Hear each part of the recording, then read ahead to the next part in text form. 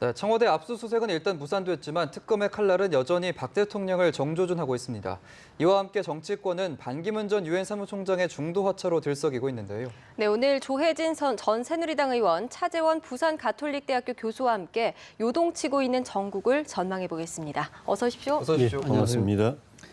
네, 어제 특검의 청와대 압수수색 결국에는 이제 청와대 비협조로 불발이 됐는데 어제 청와대 대응은 어떻게 보셨습니까? 저는 좀 유감스럽습니다. 물론 그 형사소송법의 그 조문을 110조, 111조를 근거로 했지만은 기본적으로 그 범죄 혐의의 당사자가 그걸 이제 조사받는 걸 거부하는 것 자체가 법치주의 원리상 허용되지 않는 데다가 국민들이 이제 용납하지 못할 것 같고 예를 들면 뭐 종교시설 같은데 범죄 혐의자가 들어간 경우에도 공권력이 거기에 들어가는 걸 주저하긴 하지만은 그 종교시설 자체가 범죄 혐의의 혐의를 받고 있을 때는 들어가거든요. 그래서 이 법이 범죄를 저지르고도 조사를 받지 않는 취해법권을 대한민국에 만드는 법이 돼서는 안 되기 때문에 저는 이번 기회에 이 법이 개정이 돼가지고 논란이 없어졌으면 좋겠습니다. 그러니까 그 기관의 책임자나 또 직원이 범죄 혐의를 받고 있을 때는 이 법이 적용이 안 된다라고 하는 그런 그 입법 조치가 빨리 있어야 이런 논란이 없지 않을까 싶습니다. 차 교수님은 어떻게 보셨어요? 저도 상당히 유감을 생각을 하고 있는데요. 저는 특검이 어제 한번 시도가 자신들이 바로 청와대 압수수색이 가능할 거라고 생각하지는 않았을 거라고 봅니다. 그래서 그 압수수색 영장 기간도 보통 평소 같은 경우는 일주일 정도인데 지금 한 달을 받았다는 거 아닙니까? 그래서 아주 강한 이 청와대 압박을 보내는 그런 셈인데요. 그러나 특검의 입장에서는 저는 제가 생각했을 때는 이 나름대로 이 지금 청와대 압수수색에 대한 여러 가지 두 가지의 목적이 있었다. 그런 측면에서 본다고 한다면 특검의 시도는 충분히 어느 정도 인정할 수 있다는 생각인데요. 첫 번째는 대통령에 대한 압박입니다. 대통령의 압박인데 어제 압수수색 영장에 대통령이 그 혐의를 뇌물수수 혐의를 적용했습니다. 뇌물수수 적용을 했기 때문에 상당히 중요한 혐의자다. 그렇기 때문에 이 지금 우리가 청와대 압수수색을 해야 된다고 했지만 여러 가지 그러니까 군사상 또 공무상 비밀 때문에 막힌 거 아닙니까? 자, 그렇다고 한다면 지금 9일이나 10일쯤 대통령에 대한 대면 조사가 예정돼 있다고 하는 거 아닙니까? 이 상황에서 과연 대통령이 그러면 이 지금 청와대 압수수색까지 거부한 상황에서 대면 조사를 거부할 수 있겠느냐? 결국은 9일과 10일 대통령의 대면 조사를 응하게 만들려고 하는 그런 측면이 있었다. 또 하나는 이 지금 특검이 철수하면서 현행 법리상으로는 청와대가 계속 거부하는 이상 압수수색 할 수 없다. 그럼에도 불구하고 왜 했을까요? 그거는 결국은 청와대로부터 이 이미 제출로 형태로 받을 수 있는 자료의 내용 자체를 특검이 원하는 걸 받겠다는 의미죠. 뭘 원하냐면 특검 입장에서는 청와대의 전산 서버의 기록들을 아마 원하고 있을 겁니다. 그래서 지금 이 청와대가 특검이 요구하는 자료를 자신들이 알아서 추려서 준다 하더라도 특검이 원하는 청와대 전산 서버 정도는 달라. 그러한 것도 압박도 작용한 것이 아닌가. 그런 측면에서 본다고 한다면 특검의 청와대 압수수색은 시도할 만한 가치가 있었다. 저는 그렇게 봅니다.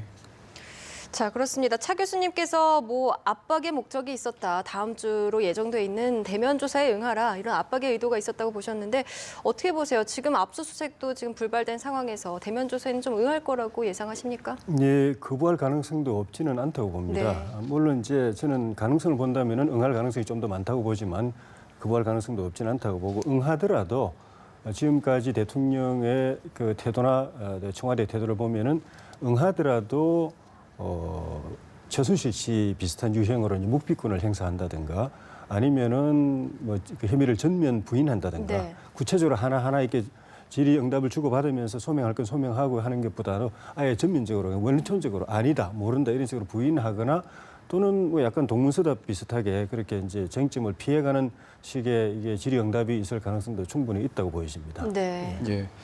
자, 근데 이제 황교안 권한대행에 대해서 이제 압수수색에 협조를 할 것이냐 이 부분도 참 문제가 되고 있거든요. 어떻게 전망하세요? 결과적으로 이제 거부한 셈이 되는데 저는 바람직하지 않다고 봅니다. 황교안 권한대행이 이 압수수색을 허용하거나 거부할 권한이 있는가?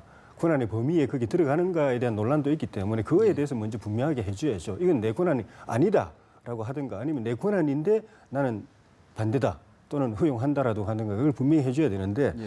권한이 아닌 것처럼 그러니까 총리실에서 발표한 걸 보면은 남의 말하듯이 그렇게 했거든요. 청와대 비서실장과 경호실장이 관계 법령에 따라서 압수수색에 응하지 못한 것으로 알고 있다. 예. 이런 식으로 남의 말인 것처럼 하면서 자기 권한이 아닌 것처럼 그렇게 이야기하면서도 내용상으로 들여다보면은 그 청와대가 법령에 따라서 정당하게 거부한 그런 그 합리성을 부여하는 듯한 뉘앙스를 풍기거든요. 예.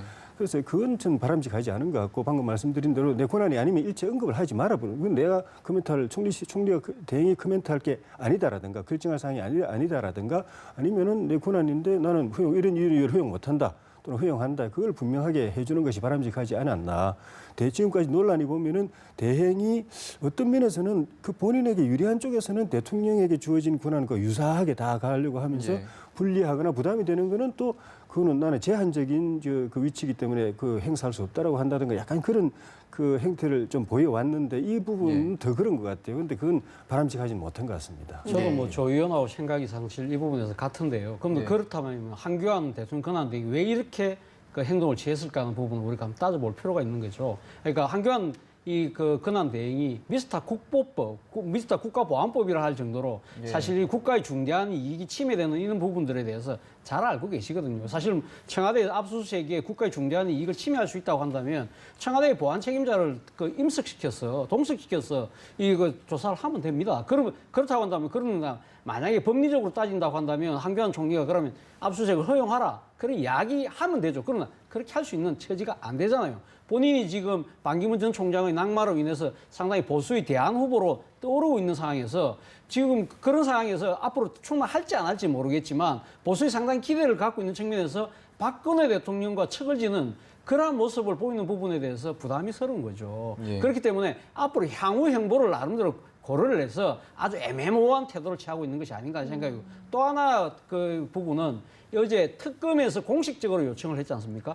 특검을 지금 지휘하고 있는 사람이 박영수 변호사입니다. 그죠? 그 박영수 변호사가 검찰에 있을 때 이 두 사람이 또 아주 가까운 관계였습니다. 그리고 예. 그 한교안 대통령 권한 대행이 총리 인준 청문회 때 이 참고인으로 박영수 변호사가 나와서 이 국무총리로서 이 자격이 있다고 증언을 했던 사람이 또 박영수 특검이거든요. 예. 그런 인간적인 관계들도 상당히 작용하지 않았나 하는 생각입니다. 예. 지금 말씀하신 게 이제 황교안 권한대행이 별다른 그 대통령 출마에 대해서 말을 하고 있지 않다 이렇게 말씀하셨는데 자 이렇게 묵묵부답하는 황교안 권한대행의 속내 무엇이라고 보십니까? 속내는 좀 네. 그 마음이 있으신 것 같아요. 아, 네. 네. 그런데 이제 만약에 나올 경우에 그럴 만한 명분이 될 것인가? 왜냐하면 이제 박근혜 대통령 이 최순실 사태에 대해서 법무장관 총리를 하면서 책임이 있다라는 그런 이제 그 이야기도 있고 하기 때문에 나올 때 명분을 제대로 갖출 수 있을 것인가 하는 거하고 나오면 당선돼야 되는데 예. 당선될 가능성이 있을 것인가 이런 걸 또 고민하고 있을 것이고 주변에 또 여러 사람들 의견도 듣고 계실 것이고 또 결정이 되더라도 탄핵 여부가 결정당을 한 뒤에 탄핵이 수용이 돼야 이제 대선이 바로 조기 대선이 있기 때문에 예. 나올 것이고 그 이후에 보고 이제 결정하지 않을까 싶은데 만약에 나온다고 한다면은 저는 결국은 이 장기적으로 정치를 하려고 생각하고 이번이 안 되면 다음에라도 바라보면서 정치를 하려고 생각하고 필요하다면은 뭐 야당 그 정치 지도자로서 5년을 이렇게 직업적으로 한번 그 역할을 하겠다는 생각까지도 정리가 돼서 나오지 않겠는가 그런 생각이 듭니다. 네. 이 황교안 권한대행의 결정을 기다려 봐야 될 것 같은데 새누리당에 입당할 가능성은 어느 정도로 보세요?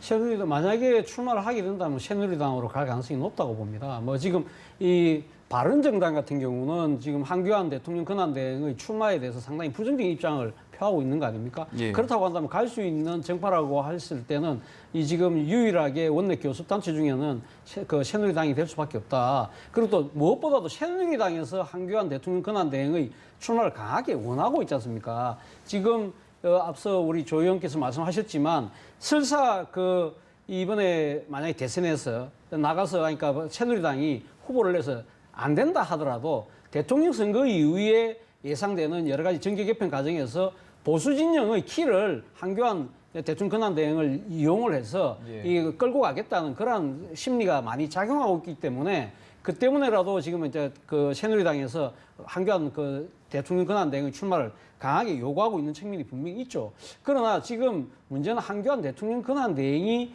지금 새누리당으로 갔을 때 과연 지금 본인이 지금 여러 가지 출마를 할 수 있는데 제동이 걸리는 것 중에 하나가 이 지금 박근혜 대통령의 그 최순실 씨와의 국정농단에 대한 책임론 이 부분에 대해서 다시 그것이 더 책임론이 더 불거질 수 있는 그런 상황이라는 측면에서 본다면 한교안 대통령 권한 대행이 만약에 새누리당을 택한다 하더라도 상당히 고육지책이 아닐까 하는 생각입니다. 네, 알겠습니다. 자, 문재인 전 더불어민주당 대표의 경우에는 지금 한국갤럽 여론조사에서요, 지지율 32%를 보이고 있습니다. 예. 지지율 1위를 달리고 있는데요. 예. 자, 반 전 총장이 또 중도 하차했기 때문에 문재인 대세론이 더욱 굳어진 게 아닐까 보는 시각들도 있는데 어떻게 보십니까? 그런 측면도 있고 반대 측면도 예. 있는 것 같습니다. 본인이 스스로 대세인 걸 확인했다라고 말하는 그런 셀프 대세론이 나올 정도로 네. 어떻게 보면 좀 허약한 측면도 있는 것 같아요. 반기문 전 총장이 하차한 거는 강력한 경쟁자가 제거가 되어서 한편으로는 본인에게 유리한 조건이지만은 그 때문에 이 대선판, 대세론을 굳히는 것처럼 가던 대선판의 역동성이 굉장히 커졌습니다. 예. 반기문 총장이 가졌던 표가 보수층의 표는 황교안 총리 쪽으로 가가지고 황교안 총리가 좀 뜨고 또 그 충청표는 또 그 저기 안희정 지사한테 가가지고 또 뜨고 또 그런 반면에 이 그 문재인 후보나 민주당 쪽에서 거의 공공연하게 실제 본선에서 붙을 때 가장 그 두려운 존재는 유승민 후보다. 유승민 후보가 보수의 단일 후보로 나올 때가 사실 우리 굉장히 버겁다라고 했는데 반기문 전 총장이 이제 그만두게 됨으로써 보수층은 하나로 이제 단일화될 그 가능성이 좀 더 많아졌거든요. 여러 명이 있는 현재는 그 유승민, 남경필밖에 없는데 황교안 총리가 나온다고 대통령이 되니 나온다고 네. 한다면은 예. 세 사람 가지고 이제 하면 되기 때문에 그 단일화 가능성이 높아져 가지고 그런 점들이 거꾸로 보면은 이 판을 좀 더 역동적으로 만들면서 그 부담스러운 구도로 만들어가고 있다. 네. 그런 생각이 듭니다. 네. 조금 전에 말씀해주신 대로 이 반 전 총장의 불출마 선언 이후에 이 안희정 지사의 지지율이 좀 많이 올랐거든요. 그렇죠. 아직까지는 예. 차이가 좀 있지만 예. 어떻게 보고 계세요? 저는 뭐 이번에 사실 어떻게 보면 반기문 전 총장의 낙마로 인해서 가장 반사적 이익을 크게 보고 있는 사람이 안희정 지사가 아닌가 하는 생각인데요. 실제 뭐 지금 지지율로도 보면 상당히 지금 그 상승세가 상당히 아주 빠릅니다. 빠르기 때문에 지금 문재인 전 대표 입장에서는 뭐 보면 안희정 지사의 그런 이 반등 자체가 그러니까 상승 자체가 상당히 나름대로는 아마 반가울 수도 있을 거예요. 그러니까 지금 안희정 지사가 지금 당내에서 제2위로 지금 올라오는 상황인데 예. 그럼 뭐 지금 단순하게 본다고 한다면 자신이 워낙 앞서가 있기 때문에 충분히 뭐 꺾을 수도 있고 그러나 안희정 지사가 이렇게 선전하는 부분은 그 문재인 전 대표 입장에서 보면 이 같은 또 뿌리지 않습니까? 친노라는 같은 네. 뿌리를 갖고 있는 이 나름대로의 동지가 이렇게 선전한 부분에 있어서 그렇게 붙었을 때는 자신을 둘러싼 친문 패권주의를 어느 정도 좀 불식시킬 수도 있다. 그런 측면에서는 좀 안도의 한숨도 쉴 수 있지만 그러나 지금 제가 봤을 때는 상당히 지금 상승 속도가 빠르다. 지금 안희정 지사가 이렇게 급속도로 올라오는 여러 가지 이유 중에는 제가 봐서 크게 두 가지로 볼 수 있는데 첫 번째는 반기문 전 총장의 낙마의 반사적 이익은 어디서 오느냐면 반기문 전 총장의 이 지역적 기반이 충청도였지 않습니까? 그래서 네. 충청도민들이 이번에는 중부권 대망론, 충청 대망론을 한번 실현해보자고 그랬는데 이번에 반기문 전 총장 낙마하면서 예. 그 기대치가 고스란히 안희정 지사에게 지금 옮겨가는 측면이 있고요. 또 하나는 이 그 반기문 전 총장이 사실은 중도나 합리적 보수의 그런 합리적 진보의 이 표도 어느 정도 인수하고 있었는데 안희정 지사가 상당히 정책적인 측면 사드 문제라든지 그리고 뭐 대연정 문제라든지 사실 상당히 그 유연한 행보를 보이면서 중도 외연의 확장성을 많이 보여주고 있다는 거죠. 그렇기 때문에 지금 안희정 지사가 단순하게 지금 그런 반사적 이익도 있지만 안희정 지사는 새로운 하나의 정치 리더로서의 기대감도 갖고 있다. 예. 그런 측면에서 본다고 한다면 이 그 민주당 내 경선 자체가 상당히 그 역동성을 갖추게 될 것이다. 뭐 네. 지금 안희정 지사와 학생운동을 같이 했던 우상 원내대표 같은 경우는 2002년도 노무현 대통령이 당시 그때 이 노무현 후보가 강주에서 기적을 일으킨 그런 하나의 뭐 역동성까지 점치는 정도라고 하니까 아직까지는 문재인 전 대표가 마음을 놓기는 조금 이런 시점이 아닌가 생각합니다. 네, 잠깐 이야기가 나왔지만 문재인 전 대표 안희정 지사가 대연정을 놓고서 충돌을 했습니다. 예. 자, 화두로 떠오르고 있는 대연정 어떤 건지 먼저 설명 좀 해주시고 예. 이게 앞으로 어떤 영향을 미칠지도 좀 전망해 주시죠. 그 연정이라는 거는 예를 들어서 1당이 한 40%인데 예. 3당이나 4당이 한 15%, 20% 되면 합치면 55%, 60% 되지 않습니까? 예. 그럼 일단 과반수는 넘어서는 거죠. 그건 소연정입니다. 예. 근데 대연정은 1당이 40%짜리 1당하고 한 25%나 30%짜리 2당하고 합치는 거. 예. 그래서 합치면 65 내지 70%가 돼버리거든요. 사실상 거국내각이 되는 겁니다. 이 야당이 별로 없는 셈이든 네. 야당까지 예. 다 썰어 담아가지고 온 나라가 하나의 정부를 구성해가지고 통합적으로 가는 게 이제 대연정인데 노무현 대통령이 그때 임기 말에 그 우리 그 새누리당에다 그걸 요청을 했었거든요. 그때 이제 그 새누리당은 같이 휩쓸리기 싫다. 뭐 노무현 망해가는데 우리가 그 책임질 게 뭐 있냐 하고 이제 거부를 했는데 사실은 그게 국민 통합적인 측면에서 보면은 의미 있는 일이죠. 근데 안희정 지사 같은 경우에는 좀 전에 이제 차 교수님 말씀했었지만은 문재인 후보는 민주당 고정표로 가져가는데 자기는 그 말고도 보수층, 중도층도 표도 가져올 수 있고 뭐 충청도 하고 다 다른 지역도 가져올 수 있다. 그러니까 본선에서 붙으면은 현재 당내 경쟁력에서는 한 사람 1위고 자기는 2위지만 본선에서 붙으면 내가 표를 훨씬 더 많이 가져올 수 있다라는 게 이제 핵심 슬로건인데 그걸 딱 그 뒷받침하는 전략으로서 대연정을 던진 거죠. 네. 대연정을 하게 된다면은 민주당 자기가 대통령 되면 민주당에다가 그 바른정당이나 새누리당 같은 이런 이제 보수당하고 같이 결합을 해가지고 예. 사실상 그 전체 정치권이 다 참여하는 정권을 만들겠다는 거거든요. 예. 그래서 지금 그 여당에서 보수층에서 가장 그 지금 경계하는 것이 문재인 대통령이 되면은 굉장히 그 진짜 그 좌편향돼 가지고 그 좌편향된 사회를 만들면서 영구 집권을 추구할 거다라고 하면서 극도의 경계심을 갖고 반감을 가지고 있고 이 정권 교체 절대 하면 안 된다고 이제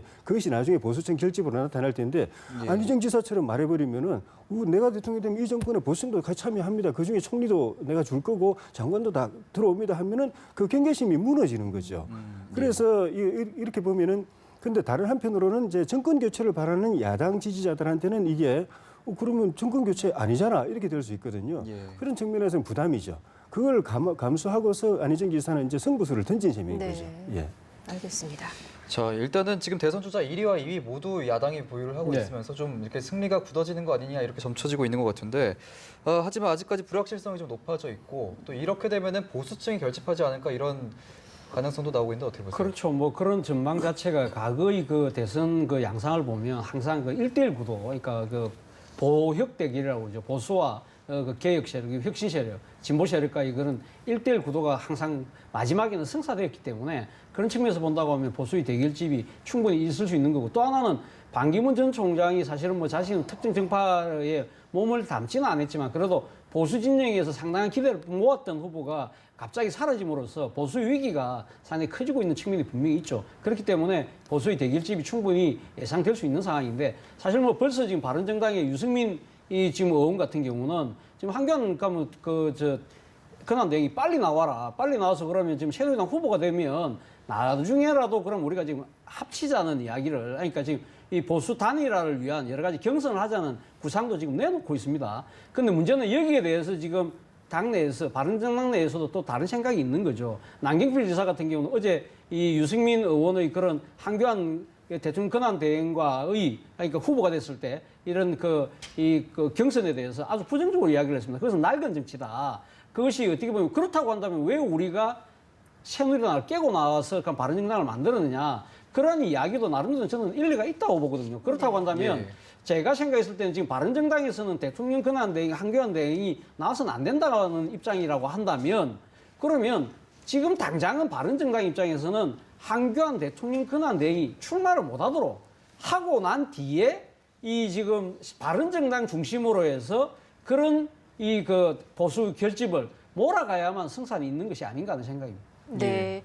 자, 바른정당에서요. 이미 대선 불출마를 선언했던 김무성 의원에게 뭐 거기에서 이제 재등판할 가능성도 있다. 이런 이야기까지도 나오고 있는데 이 예. 점에 대해서는 어떻게 좀 예측하십니까? 그건 좀 해프닝성 발언 같아요. 네. 좀 구차해 보이고 예. 또 본인 김무성 전 대표 입장에서 보더라도 당신이 나오면은 우리가 그 후보로 추대해주겠다고 해도 사실 조금 체면 구기는 측면이 있거든요. 그만뒀던 사람이 다시 이렇게 떠밀려 나오는 거 체면 구기는 측면도 있는데 그것도 아니고 네. 그냥 그 뭐 유승민, 양경필 둘 가지고는 흥행이 안 되니까 당신이 들어와라는 거는 불쏘시개 하라는 의미인데 정말 이는 그 저기 자존심 상하는 이야기고 그래서 본인은 일단은 그 전혀 생각하지 않고 있다고 그렇게 이야기를 하셨고 어떻게 보면 이 국민들이 보면 약간 희화화되는 그런 느낌도 있는 것 같고 무엇보다도 본인이 이런 뭐 흥행용으로 내 소모품으로 나온 거는 받아들이지 않을 그런 정서 같아서 실화되기는 좀 어렵지 않겠는가. 네. 그거보다는 어차피 바른정당 내부보다도 보수층 전체를 하나로 단일화해가지고 결집을 했어도 사실 야당 정권 교체 바람을 타고 있는 야당을 상대로 이기기가 쉽지 않기 때문에 예. 여기서 이 보수 정당 중에 하나인 열린우리당 안에서 흥행을 어떻게 조금 더 성냥불 같은 불을 붙여가지고 조금 저 기운을 좀 이렇게 볼 것인가 그런 예. 좁은 틀에 고민을 할 때가 아니고 보수층을 언제나 결국 결집하게 될 텐데 후보를 어떻게 하나로 모을 것인가 하는 그 큰 그림의 고민을 같이 하는 것이 저는 바람직하다고 봅니다. 네. 대선 주자들 얘기를 쭉 해봤는데 국민의당 같은 경우에는 안철수 전 대표의 지지율은 좀처럼 오르지 않고 있거든요. 이제 모레 국회 교섭단체 대표 연설을 통해서 좀 지지율 받는 기회를 노려보겠다 이렇게 밝혔는데 어떻게 보세요? 사실 뭐 이 그 교섭단체 대표 연설은 뭐 우리 조 의원 잘 아시겠지만 보통 당 대표나 아니면 원내 대표가 하는 것이 이 통상의 예거든요. 근데 물론 뭐 안철수 전 대표는 뭐 전직 그 대표이긴 합니다만 그런데 이례적으로 지금 안철수 대표에게 이렇게 그 교섭단체 대표 연설 기회를 준다는 것 자체가 이가 국민의당이 그 지금 이제 이 잠재 대선 후보인 안철수 대표에게 상당한 좀 기회를 제공하는 것이 아니냐. 그것은 결국은 안철수 전 대표가 지금 지지율이 아직 행보 상태이기 때문에 이런 국회 교섭단체 연설 자체는 뭐 공중파를 통해서 국민들에게 직접적으로 호소할 수 있는 기회이니까 이걸 잘 활용해보라는 그런 뜻인 것 같아요. 그러나 물론 지금 안철수 전 대표 같은 경우는 지금 뭐 이번 대선이 결국은 문재인과 안철수의 대결이라고 강력하게 주장을 하고 계시죠. 예. 아마 그렇게 그 구도가 된다고 한다면 예. 안철수 전 대표가 상당히 그 대선의 고지에 아주 가까이 갈 수 있는 상황이 될 수도 있을 겁니다. 왜냐하면 자신이 갖고 있는 이 진보적 합리표 그리고 중도표 거기다가 보수 후보가 없다면 보수 후보표까지 다 끌어모으면 충분히 될 가능성도 있겠죠. 그런데 과연 지금 와서 우리 조 의원께서 말씀하신 대로 바른정당의 유승민 의원, 남경필 도지사 그리고 좀 황교안 대통령 근황 내용도 지금 아직 놓을지 안 놓을지 모르겠지만 이런 분들이 계신 상황에서 가서 보수가 후보를 안 낼 것인가. 예. 그렇다면 3파전 가능성이 더 유력해 보이는데 아니면 더 나아가서 4파전이 될 가능성도 있는데 이러한 상황에서 안철수 대표가 이길 수 있는가. 이 부분에 대해서는 이제 결국은 어떻게 해야 되냐. 자신의 지지율을 빨리 끌어오는 것이 가장 급선무라고. 네. 알겠습니다. 자, 오늘 두 분 말씀 여기까지 듣겠습니다. 고맙습니다. 고맙습니다. 고맙습니다.